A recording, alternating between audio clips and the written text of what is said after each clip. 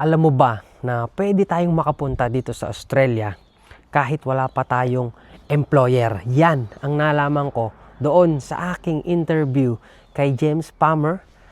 He is a migration agent ng Palmer Migration and Education Services. At sinabi niya yung dalawang opportunities lalo't higit sa mga skilled worker or mga nasa construction sector.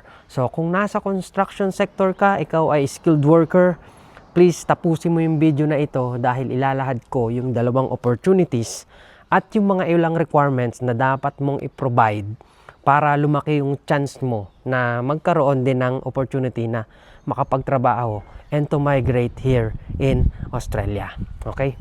So, this is wild. Number one opportunity for us, not only Filipinos, but, Filipinos are known skilled workers in abroad. So, ang unang opportunity para sa atin na mga skilled worker ay yung sinabi ni James Palmer na Australia have a housing crisis. So, it is bad. We are not happy for that. But it can also be an opportunity if you are working in a construction sector. Dahil kailangan dito ng maraming karpentero, maraming painter, vinyl installer, at mga skills na may kinalaman sa construction sector. So, kailangan build pa rin ang housing dito dahil nga sa crisis. Number 2, hindi pa tayo tapos sa mga opportunity, ito pa. So we don't wanna miss this number 2 opportunity, the 2032 Olympics na gaganapin dito sa Australia. You may ask, ano ba yung opportunity dyan sa Olympics? Hindi naman ako athlete. Here it is.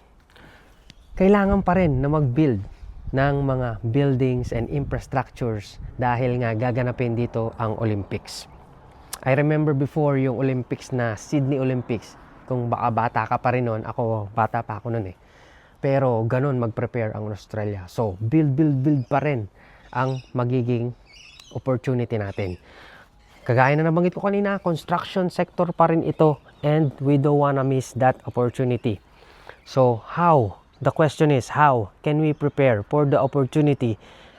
Skilled worker ako, ano ba dapat kong gawin? Paano ba ako makaka-avail ng opportunity ng Australia diyan sa dalawang nabanggit mo, yung housing crisis at saka yung Olympics sa 2032? So here are the some requirements, but it is not limited, pero pwede nyo rin itong maging guide. Disclaimer, I'm not a migration agent. This is only based on my interview with a migration agent, Palmer Migration. Okay? So, ilan sa mga nabanggit niya, kailangan nyo mag-send ng CV at para makita niya, pre-qualify kung may real or realistic pathway kayo na dyan sa mga opportunity na yan. CV, inaalam niya ang age nyo. Mas maganda kung 45 years old below. Pangalawa, ano ba yung mga work experiences nyo? Ilalagay nyo dyan sa CV. Okay? Malinaw. Pangatlo, kailangan ng English test. Okay? So, you need an English test dahil dito ay required din yan.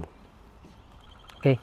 Pang-apat, kung i-required kayo ng skills assessment para makita talaga na ang inyong skills at ang inyong work experience ay okay. So, ang inyong skills ay mag-undergo kayo ng skills assessment.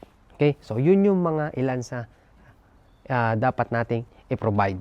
For pre-qualification, meron sa description at sa pin comment ng link or email ng Palmer Migration so that they can guide you for free pre-assessment. Okay? So, those are the opportunities. And also, may pin-prepare din akong ebook. I-comment nyo lang kung gusto nyo ng full guide para mas ma-educate kayo, para mas makapag-decide kayo kung para ba ako sa Australia or decided na kayo. Comment nyo lang yung ebook at isesend ko yung full guide for your education.